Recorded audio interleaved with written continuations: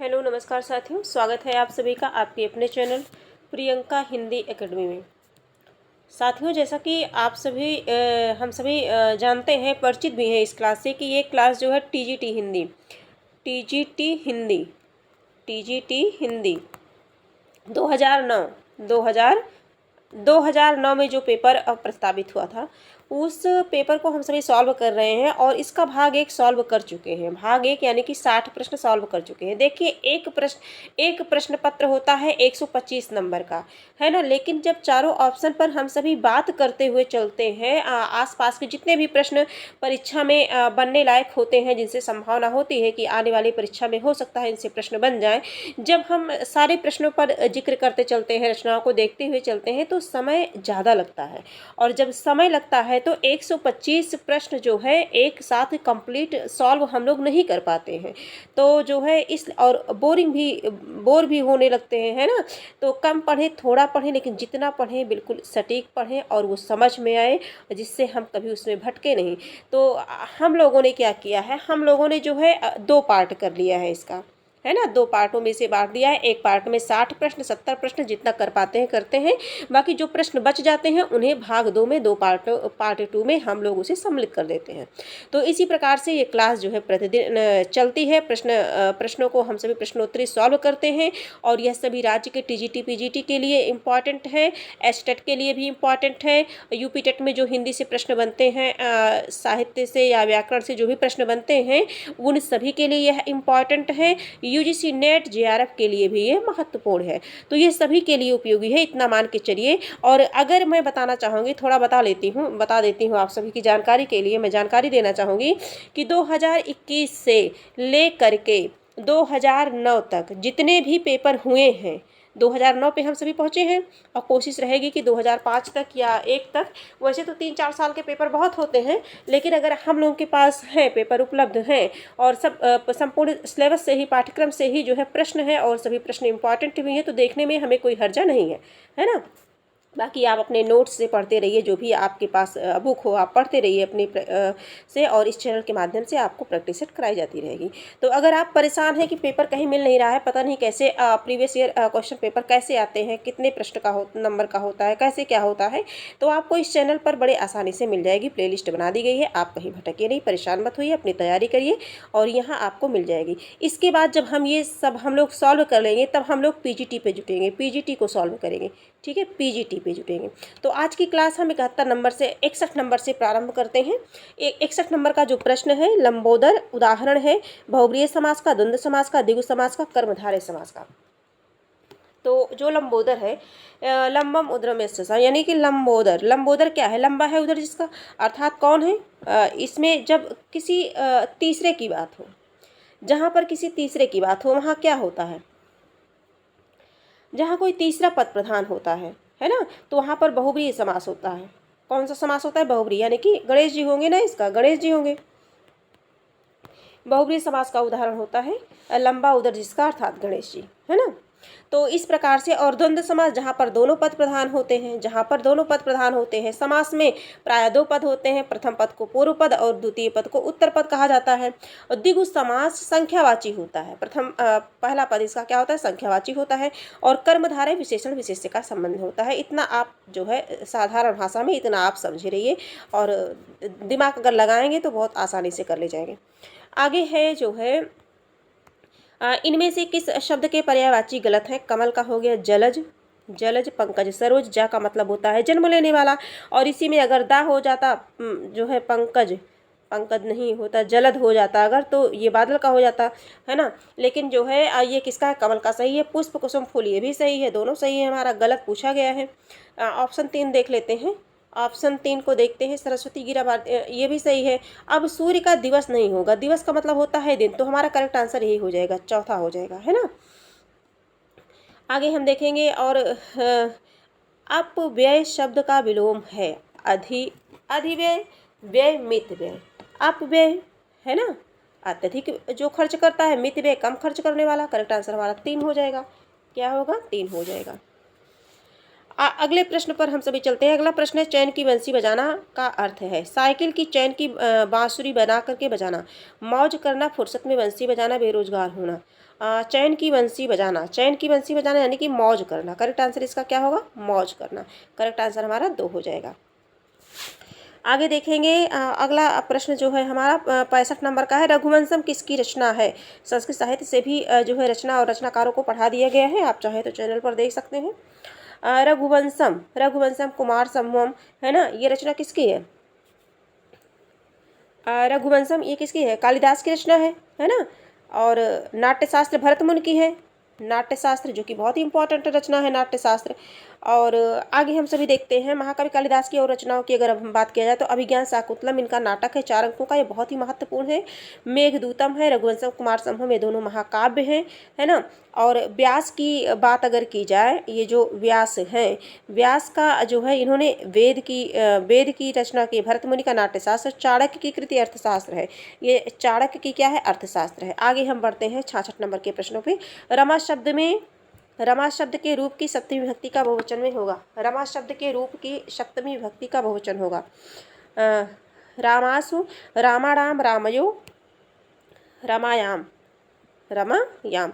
66 number का प्रश्न है जो, तो इसका करेक्ट आंसर हो जाएगा ए, रामासु। रमासु क्या हो जाएगा? रमासु। सप्तमी में बहुवचन में सु लगता है, ठीक है। आगे देखेंगे षष्ठी में राम लगता है, कुछ ट्रिक है, मैं कभी बता दूंगी, इसे अलग से मैं समझा दूंगी। षष्ठी का जो बहुवचन होता है उसमें राम है, यानी कि रामाराम लगेगा, है ना। और सप्तमी के बहुवचन में सु लगता है। आगे हम सभी देखेंगे जो है अस्मद शब्द के तृतीय विभक्ति के रूप हैं, अस्मद शब्द के तृतीय विभक्ति के रूप है। इसमें 67 का हो जाएगा मम, आवयो और अस्माकम। करेक्ट आंसर 4 हो जाएगा।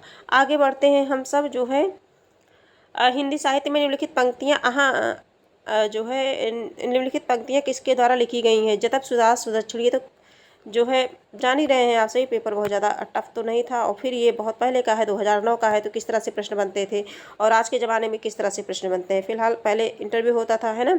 भूषण बिंद विराजय एक कविता वनिता मित्र, है ना, ये किसके है? तो केशवदास की रचना है। इसको करके चलते हैं, आगे बढ़ते हैं हम लोग, है ना। कबीर और तुलसी रहीम के बारे में कई बार चर्चा कर दी गई है, हर प्रश्न पे इनकी चर्चा होती है। तो अभिज्ञ शब्द का विलोम है, अभिज्ञ। 69 नंबर का प्रश्न है, अभिज्ञ शब्द का विलोम बताइए क्या होगा अभिज्ञ का? तो अभिज्ञ शब्द जो है ये अभिज्ञ का होगा अनभिज्ञ, अभिज्ञ का होगा अनभिज्ञ होगा। करेक्ट आंसर करेक्ट आंसर 3 हो जाएगा, अनभिज्ञ हो जाएगा, अभिज्ञ का अनभिज्ञ। आगे 70 नंबर के प्रश्नों पर चलते हैं। रीतिकाल का समय है, तो रीतिकाल का जो समय है, देखिए आचार्य शुक्ल ने वीर गाथा काल 1050 से 1375 माना है, 1050 से 1375 माना है, और 1375 से 1700 तक जो है रीतिकाल भक्तिकाल माना है। और भक्तिकाल के बाद रीतिकाल आता है, तो 1700 से 1900 तक। तो 1700-1900 कहाँ है? 1700 से 1900 विक्रमी संवत तक, है ना, संवत में इन्होंने दिया है। करेक्ट आंसर हमारा क्या हो जाएगा? 2 हो जाएगा, शुक्ल के अकॉर्डिंग है ये।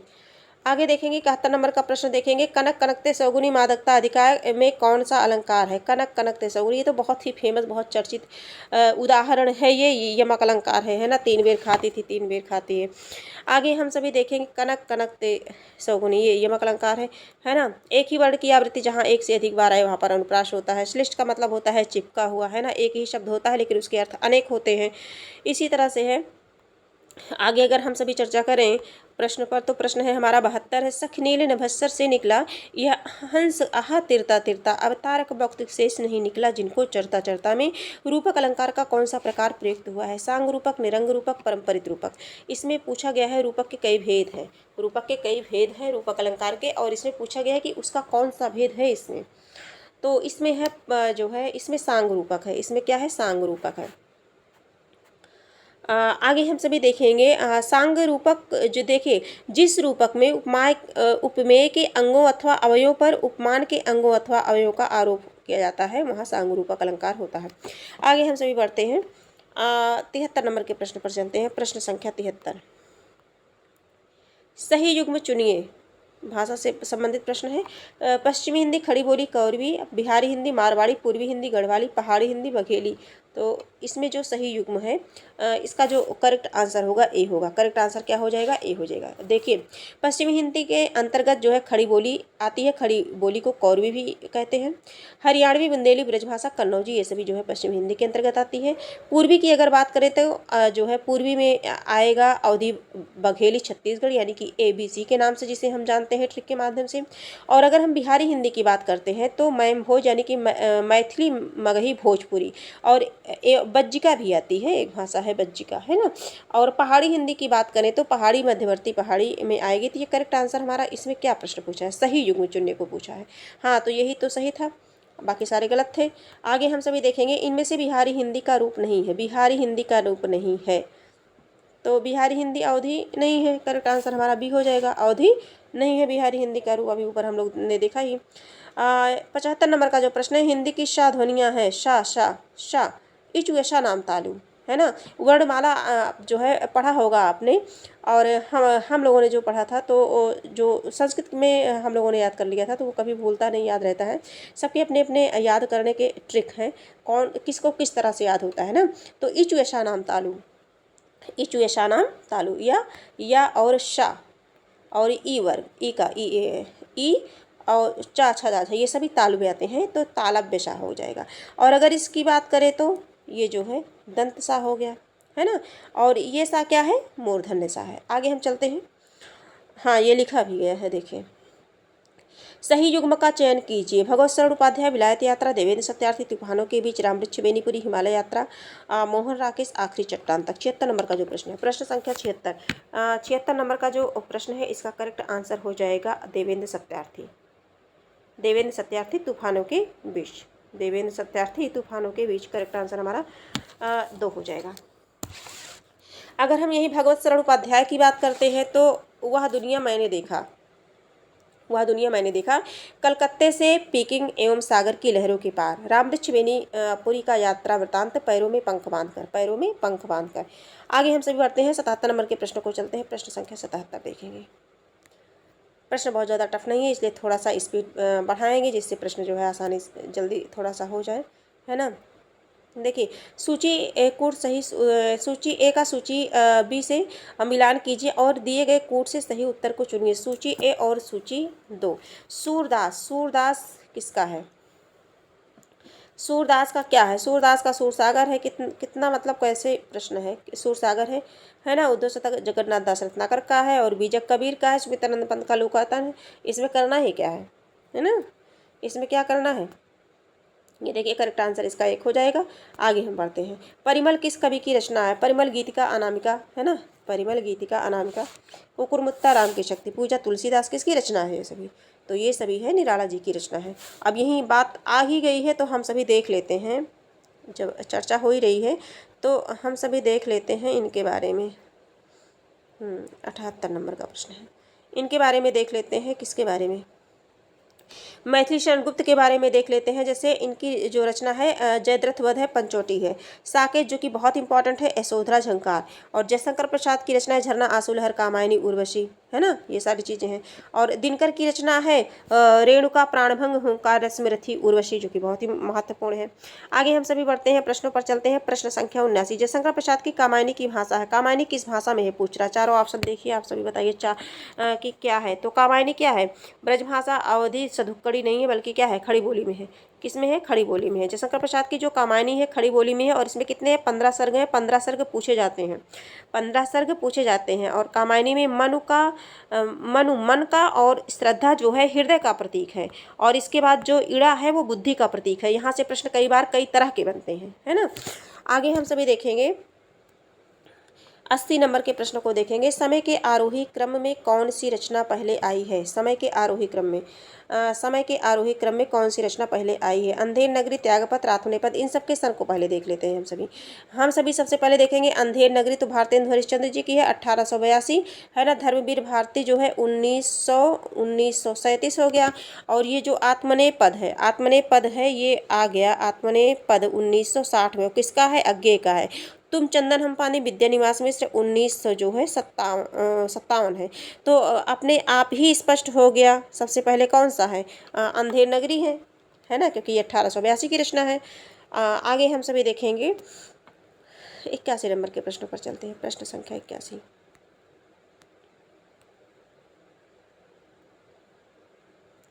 हिंदी अपने जन्म से ही ब्रजभाषा की प्रवृत्ति को लिए आई थी। ब्रजभाषा के हाथ में हाथ दिए खड़ी बोली उतरी। यह कथन निम्न में से किसका है? हिंदी अपने जन्म से ही ब्रजभाषा की प्रवृत्ति को लिए आई थी।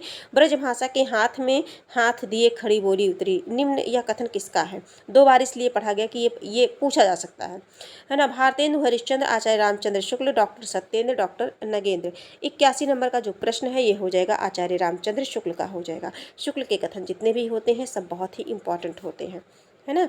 आगे हम देखेंगे 82 नंबर के प्रश्नों पर देखेंगे। मिश्र बंधु विनोद नामक हिंदी साहित्य के इतिहास लेखकों के नाम हैं। ये भी नाम पूछा जाता है, अभी तक पूछा जाता है, हमेशा पूछा जाता है। गणेश श्याम सुखदेव, GSS, या तो गणेश श्याम सुखदेव। शुक सबसे बाद में है, क्रम से पूछते हैं कभी कभी। आगे हम सभी देखें मिश्र बंधु नामक, ये थोड़ा सा पढ़ लेते हैं। मिश्र बंधु विनोद नामक हिंदी साहित्य के इतिहास लेखकों के नाम गणेश बिहारी, श्याम बिहारी, सुखदेव बिहारी, ये बताया गया आप सभी को। इसके 3 भाग थे, ये इंपॉर्टेंट है। 1913 में, चौथा भाग 1927 में प्रकाशित हुआ।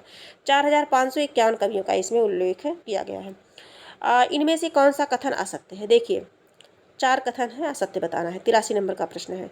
ज्ञानाश्री शाखा के कवि निराकार की उपासना करते हैं। कबीर संत कवि हैं।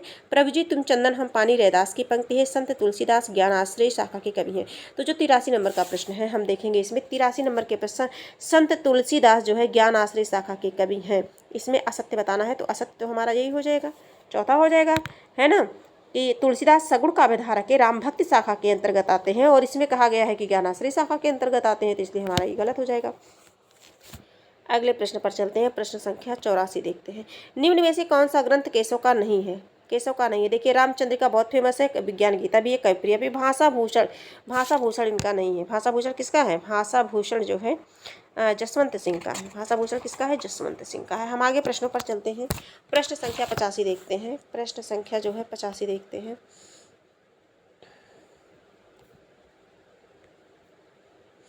प्रश्न संख्या 85 देखेंगे, ये भी इम्पोर्टेंट प्रश्न है।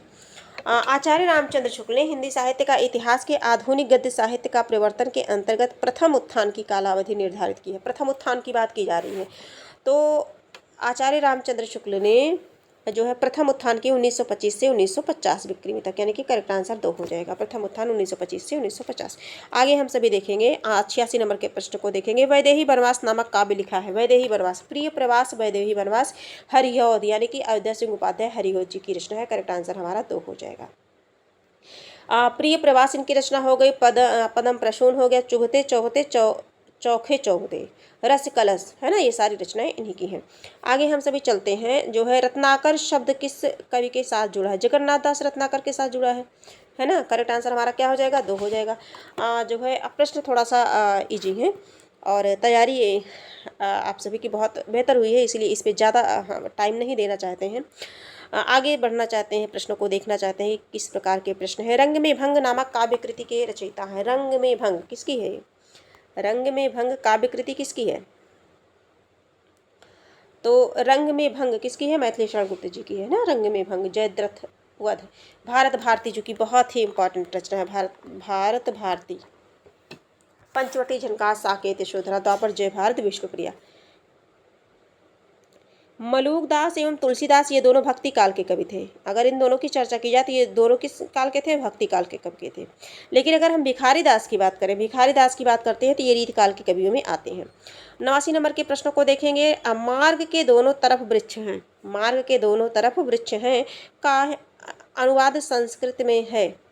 89 नंबर का जो प्रश्न है, मार्ग के दोनों, मार्गम उभयता, उभयता मतलब दोनों ओर, उभयता वृक्षा संति, वृक्ष हैं। आगे हम सभी देखेंगे जो है 90 नंबर के प्रश्न को देखते हैं। प्रश्न संख्या 90 देखते हैं, नहीं 90 देखेंगे। हाँ, वीरांगना नामक उपन्यास के रचयिता हैं। वीरांगना नामक उपन्यास के रचयिता हैं। चारों ऑप्शन में से बताना है। वीरांगना, वीरांगना रामनरेश त्रिपाठी की रचना है। वीरांगना किसकी है? रामनरेश त्रिपाठी की रचना है। वीरबाला मारवाड़ी, पिशाचिनी, सुभद्रा और लक्ष्मी, ये सभी इनकी रचनाएं हैं त्रिपाठी जी की। रामनरेश त्रिपाठी हाँ, रामनरेश त्रिपाठी कोयरीपुर के थे, या आजकल ये सुल्तानपुर में लगता है। आगे हम सभी देखेंगे जो है उत्साह शब्द का विशेषण है। उत्साह का शब्द का विशेषण है। चारों में से बताइए उत्साह शब्द का विशेषण क्या है। उत्साह का विशेषण पूछा जा रहा है। संज्ञा और सर्वनाम की विशेषता बताने वाले शब्दों को विशेषण कहते हैं। अभी व्याकरण की भी क्लास चलती है इस चैनल पर, और व्याकरण में अभी जस्ट ही मतलब 1 ही 2 दिन हुआ जो है, 1 ही 2 दिन पहले जो है क्लास जो है संपूर्ण विशेषण की बहुत विधिवत क्लास चली है। तो शायद जो हमारे मित्र हैं वो देख पाएंगे इसे। 91 नंबर का जो प्रश्न है, उत्साह शब्द का विशेषण क्या हो जाएगा, उत्साहित हो जाएगा। करेक्ट आंसर हमारा जो है 2 हो जाएगा। आगे हम सभी देखते हैं, नील कमल छोटा आदमी, है ना, ये सभी क्या है, विशेषण है। मोहन से चला नहीं जाता, मोहन से चला नहीं जाता, इस ये जो है वाच्य पूछा गया है। उससे चला नहीं जाता, उससे खाया नहीं जाता, ये सभी क्या है, भाववाच्य है। कहाँ है भाववाच्य, ये है। करेक्ट आंसर 2 हो जाएगा, है ना। देखिए वाच्य की बात हम करें तो जो है जब क्रिया जो है कर्ता या कर्म के अनुसार ना होकर अपने भाव या मूल रूप में आती है तो उसे भाववाच्य कहते हैं। उर्मिला से नाचा नहीं जाता, मोहन से चला नहीं जाता, सोहन से खाया नहीं जाता। आगे अगर हम देखेंगे कर्तवाच्य की बात करेंगे तो क्रिया का कर्ता के अनुसार बदलना। कर्तवाच्य वाक्यों में क्रिया का लिंग वचन और पुरुष कर्ता के अनुसार होता है। अगर हम कहें जैसे पुरुष टहलता है तो कौन टहलता है, पुरुष टहलता है। पुरुष टहलता है, स्त्री टहलती है, मतलब कर्ता के अकॉर्डिंग क्रिया चलती है।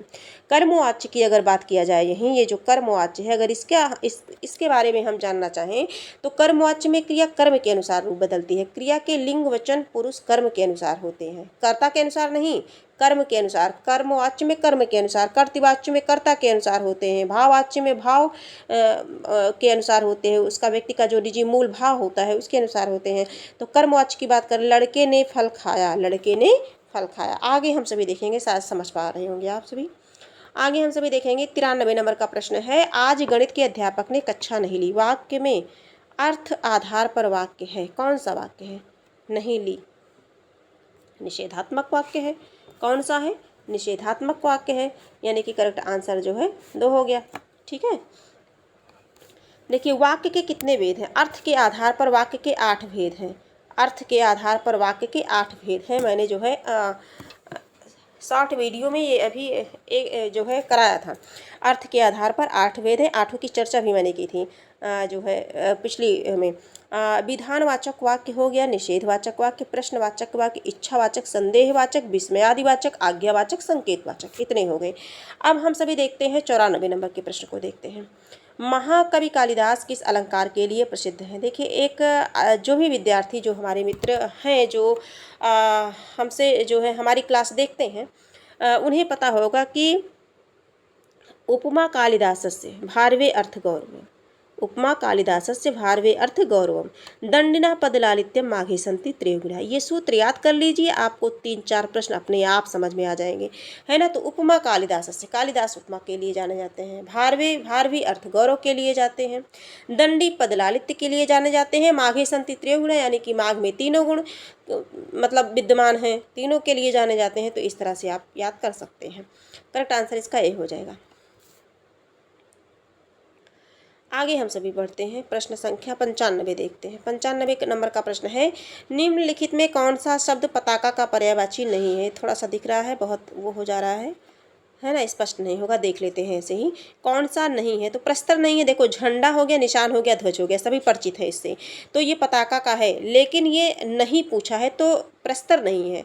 और जो है देखिए प्रस्तर का मतलब होता है पत्थर, पत्थर सभी जानते हैं ना, पत्थर होता है ना। पाहन बोलते हैं, संग बोलते हैं, अश्म, अश्म का मतलब होता है पत्थर, अश्म का पत्थर होगा।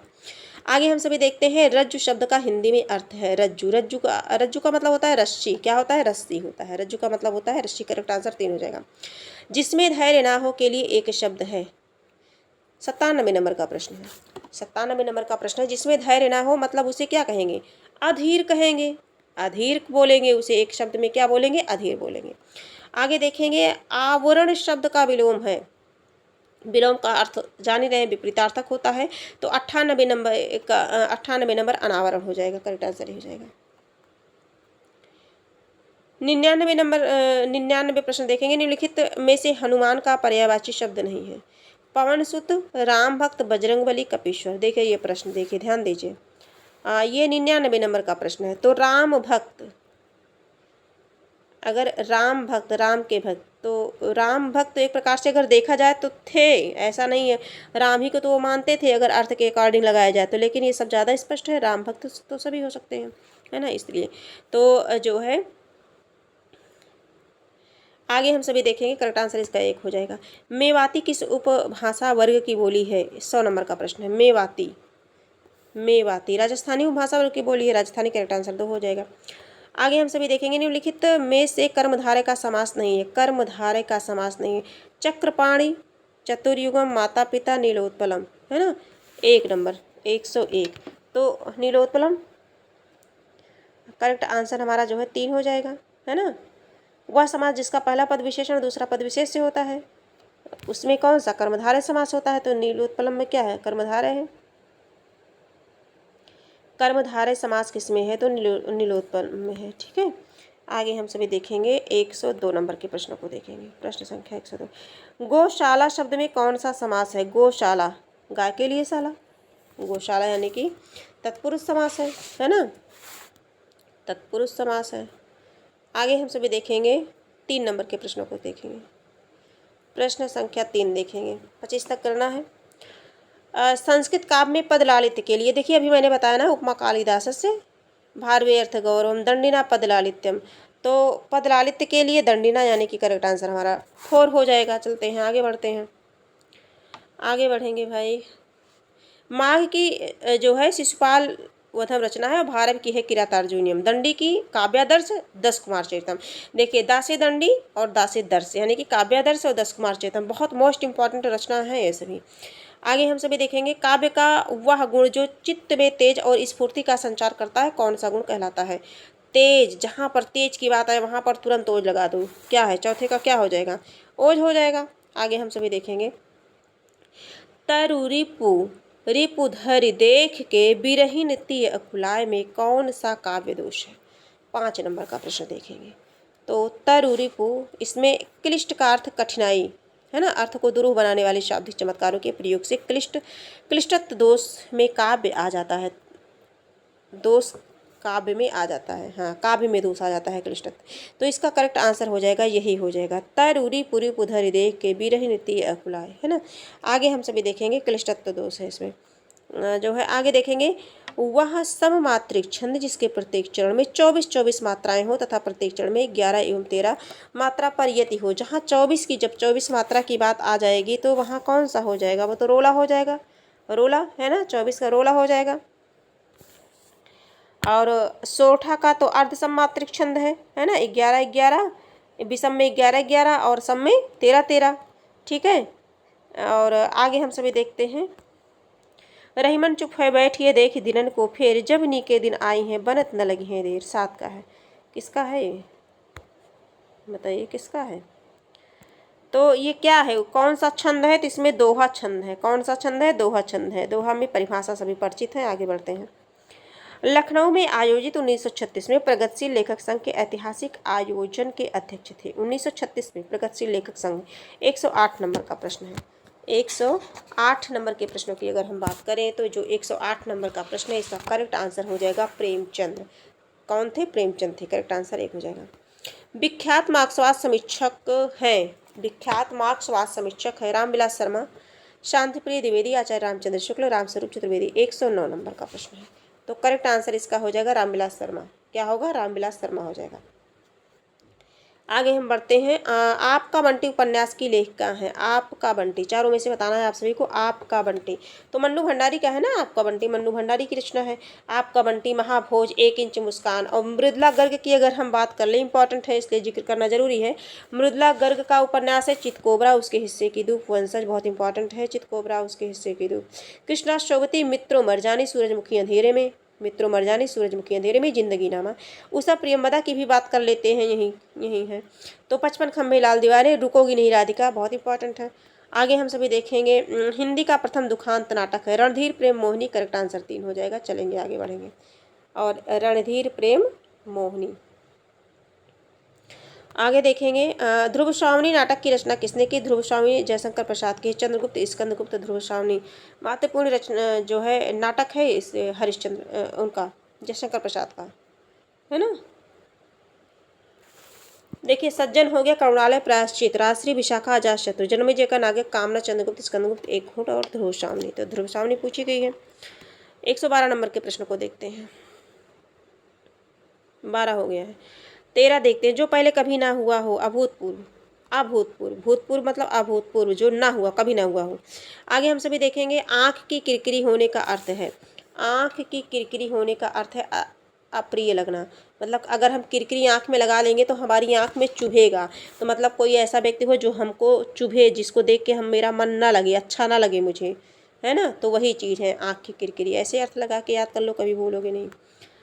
और भाषा का सबसे छोटी इकाई कौन सी है? भाषा की सबसे छोटी इकाई, देखिए अच्छा प्रश्न है। भाषा की सबसे छोटी इकाई कौन सी है? प्रश्न संख्या 115 है। तो भाषा की अगर सबसे छोटी इकाई अगर पूछा जाए तो ये वर्ण है। क्या है? वर्ण है। भाषा की सबसे छोटी इकाई वर्ण है। एक या एक से अधिक वर्ण से बनी हुई स्वतंत्र सार्थक इकाई ही शब्द कहलाती है। देखो स्वतंत्र सार्थक की बात हो रही, शब्द है ना। व्यंजन वर्ण उस वर्ण को कहा जाता है जिसका उच्चारण स्वर वर्ण की सहायता से होता है, जैसे का खा गा खा। तो इतना तो सभी जानते ही हैं।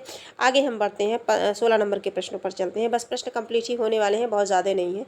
नारी विमर्श पर लिखने वाली पहली लेखिका है। नारी विमर्श पर 116, नारी विमर्श पर लिखने वाली, तो 116 का हो जाएगा बंग महिला, राजेंद्र बाला घोष, है ना, बंग महिला जी हैं। आगे देखेंगे जो है ये गमन का विलोम होगा। गमन का मतलब होता है जाना, और आगमन, आगमन का मतलब क्या होता है? आना होता है, जाना आना। तो इसका चौथा हो जाएगा। 18 देखेंगे, हिंदी के प्रारंभिक काल को वीरगाथा काल का नाम किसने दिया है? वीरगाथा काल नाम। देखिए आदिकाल को, भक्ति काल को, रीति काल को विभिन्न आचार्यों ने भिन्न भिन्न नाम दिया है अपने मत के अनुसार। तो उसी में वीरगाथा काल नाम किसने दिया है? तो आचार्य शुक्ल ने दिया है 12 रचनाओं के माध्यम से, है ना। आगे जो है 118 नंबर का जो प्रश्न है, इसका जो करेक्ट आंसर हो जाएगा वो हो जाएगा आचार्य रामचंद्र शुक्ल ने दिया है। राहुल संकृत्यायन ने सिद्ध सामंत काल दिया है। मिश्र बंधु की अगर हम बात करें तो मिश्र बंधु ने प्रारंभिक काल माना है। ठीक है, आगे हम सभी देखेंगे। और अगला जो प्रश्न है हमारा 19 नंबर का प्रश्न है, प्रश्न संख्या 19। प्रश्न हिंदी का प्रथम कवि किसे माना गया है? तो हिंदी का प्रथम कवि जो है सरहपा को माना गया है, यही सर्वमान्य है। और इनको माना है राहुल संकृत्यायन ने, लेकिन सर्वमान्य नहीं है। शिव सिंह सेंगर ने पुष्या पुण्य को हिंदी का प्रथम कवि माना है। 120 नंबर के प्रश्नों को देखेंगे हम। निम्नलिखित रासो ग्रंथ में कौन सा काव्य एक प्रेम काव्य या श्रृंगार काव्य है? प्रेम काव्य और श्रृंगार काव्य है ना। 20 नंबर का प्रश्न है, विसल देव रासो है। 20 नंबर का प्रश्न विसल देव रासो। विसल देव रासो की रचना की बात अगर हम करें तो नरपति नाल ने की थी। किसने की थी? नरपति नाल ने। परमाल रासो जगनिक की है, सभी परिचित है। और चंद्रबरदाई पृथ्वीराज रासो की, तो ये बहुत ही फेमस है और बहुत वेरी वेरी वेरी इंपॉर्टेंट है। और जसमयंक जस चंद्रिका भट्ट केदार की है। जसमयंक जस चंद्रिका किसकी है? भट्ट केदार की है। आगे देखेंगे हम सभी। अष्टछाप के प्रमुख कवि नंददास किसके शिष्य थे? नंददास। देखिए अष्टछाप में 8 कवि थे, इसीलिए अष्टछाप कहा गया, और 4 वल्लभाचार्य के, 4 विट्ठलनाथ के। तो इसमें नंददास थे। नंददास विट्ठलनाथ के शिष्य। कहाँ है विट्ठलनाथ? तीसरा है, विट्ठलनाथ के शिष्य थे। ठीक है, आगे हम सभी देखेंगे। देखिए कुसुपक गच्छन, कुसुपक गच्छन, इस तरह से हम लोगों ने याद कर लिया है। विद्यापति ने कुल कितने ग्रंथों की रचना की? विद्यापति भी बहुत महत्वपूर्ण है हिंदी साहित्य के क्षेत्र में। विद्यापति ने कुल कितने ग्रंथों की रचना की? 122 नंबर का प्रश्न है। तो विद्यापति ने कुल 14 ग्रंथों की रचना की। 14 कहाँ किस ऑप्शन में है? 4 में है। 14 में रचना की। कीर्तिलता, कीर्ति पताका, पदावली बहुत इंपॉर्टेंट है। पुरुष परीक्षा, भू परिक्रमा, वर्ष कृत्य, है ना, उनकी रचनाएं हैं। 23 नंबर, प्रेरणा नामक कहानी रचित है। प्रेरणा नामक कहानी किसके द्वारा रचित है? थोड़ा सा जो है सही नहीं दिख रहा है, कैसे हो गया ये? प्रेरणा नामक कहानी के रचयिता है, चारों में से बताना है। ऑप्शन 23 नंबर का प्रश्न है। तो ये प्रेमचंद्र द्वारा है। प्रेरणा नामक कहानी प्रेमचंद द्वारा रचित है। प्रेमचंद ने 300 कहानियाँ लिखी हैं, है ना। 300 से भी अधिक लिखी हैं। मानसरोवर के 8 भागों में प्रकाशित है। और पंच परमेश्वर सदगति, कफन जो कि बहुत पूछी जाती है, कफन, शतरंज के खिलाड़ी, पूस की रात जो कि बहुत ही इंपॉर्टेंट है, बड़े भाई साहब, पंच परमेश्वर भी बहुत इंपॉर्टेंट है। आगे हम देखेंगे धूमिल को किस काव्य कृति पर साहित्य अकादमी पुरस्कार मिला था? धूमिल को किस काव्य की कृति पर? 124 नंबर का प्रश्न है। तो धूमिल को मिला था कल सुनना मुझे, साहित्य अकादमी पुरस्कार मिला था। कल सुनना मुझे, करेक्ट आंसर हमारा ए हो जाएगा, है ना। और आगे हम सभी देखेंगे जो है बिहारी सतसई में दोहों की संख्या 25 नंबर का 125 नंबर का प्रश्न है, 719 दोहे हैं। बिहारी सतसई में बिहारी की रचना है, 719 दोहे हैं, है ना। गागर में सागर भरने वाले बिहारी। तो इस प्रकार से 2009 में जो प्रश्न बने थे टीजीटी परीक्षा हिंदी की, उसे हम लोगों ने सॉल्व कर लिया कंप्लीट, पूरे 150 प्रश्नों को कर लिया हम लोगों ने, ठीक है। अब आगे करेंगे इसके बाद जो भी प्रश्न पत्र होगा उसे हम लोग करेंगे आगे। मैं बता दूँ, अभी से बता दूँ, 2005 का करेंगे। अब डायरेक्ट 2005 का करेंगे, और मेरा तो मानना यह है कि 2005 के बाद कंप्लीट कर दें इसे, है ना। फिर बाद में जो 2001 तक है उसकी प्रैक्टिस कराते रहेंगे, 2005 तक करके फिर पीजीटी लाइन। तो आज की क्लास यहीं तक है। अगर ये क्लास किसी कारण बस आपको उपयोगी लगी हो तो आप इसे लाइक, सब्सक्राइब और कमेंट जरूर कीजिएगा।